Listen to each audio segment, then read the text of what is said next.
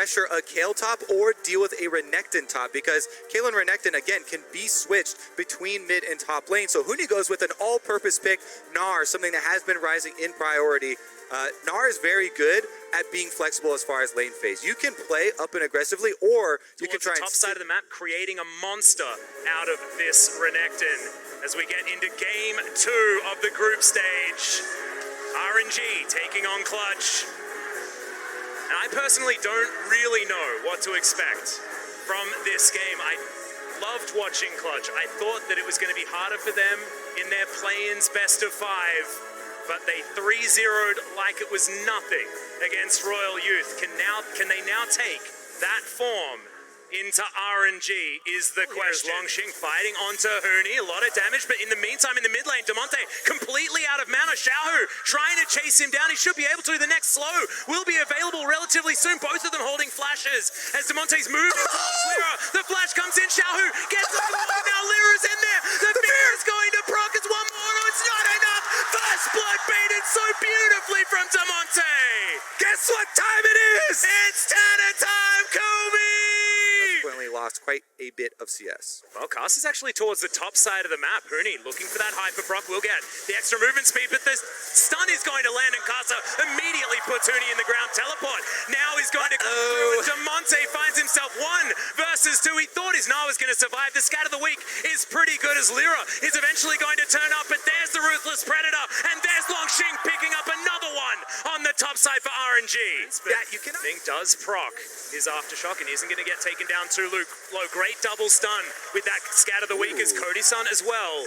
With his culling into the backside of Uzi, takes him down to below half, and Clutch, they take away the Mountain Drake and they have life leads in multiple lanes. Now, it's definitely a very high-value culling right there for a lot of harassment, but it should also be noted that Nocturne... Oh! There's the rocket grab as Vulcan in trouble. The Blade Caller, is it going to be enough? He's burning! The last tick, and Ming picks up the kill onto Vulcan.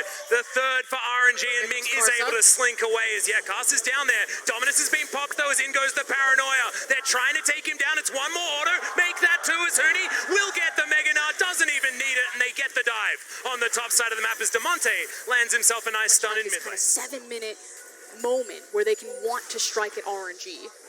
All right, the moment is approaching, and so is Cloud Drake. There's the rocket grab. Oh no!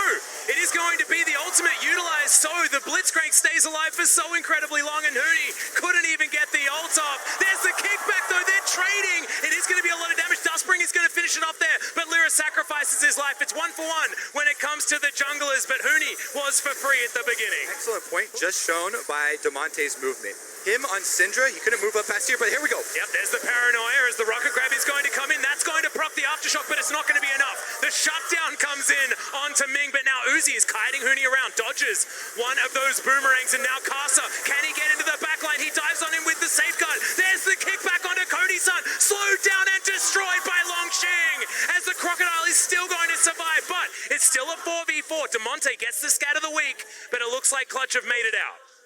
All right, is that going to be a big turn here? For Baron, definitely worth it here for Clutch. Again, Huni's going to run out of Mega Gnar right now, and after you run out of Mega Gnar, you're starved for rage. You can't generate any more for a while. That's going to give RNG the Drake as well as the positioning on mid lane. They don't have to go to the Baron. They're going to try and force on the tower and dare Clutch to start it.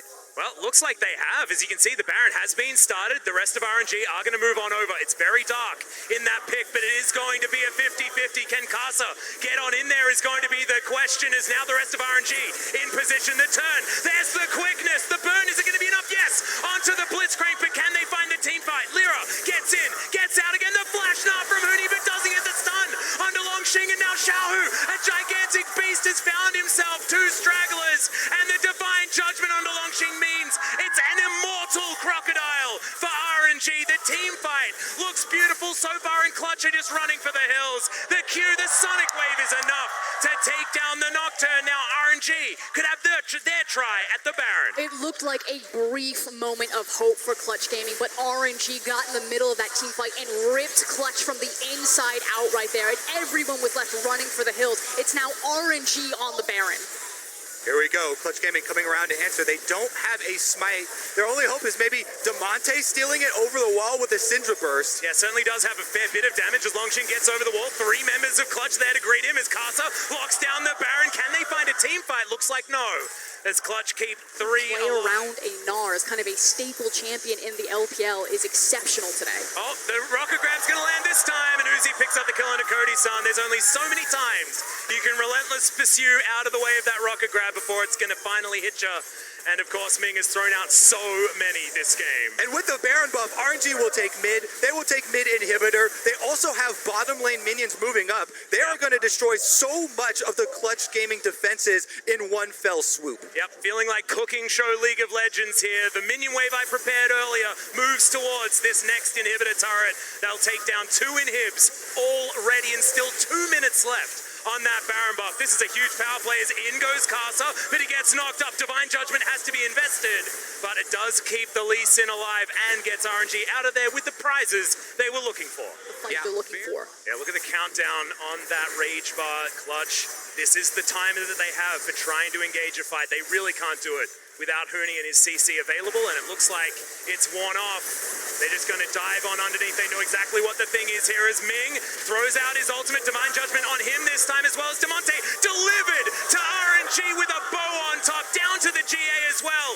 Is Lyra as the rest of the Clutch Gaming squad are running towards the fountain. I don't even know whether they're safe there as the minions, there are so many of them knocking down these Nexus turrets. RNG making a statement in their debut game at Worlds 2019 will destroy the Nexus and join SKT as 1-0 in this group.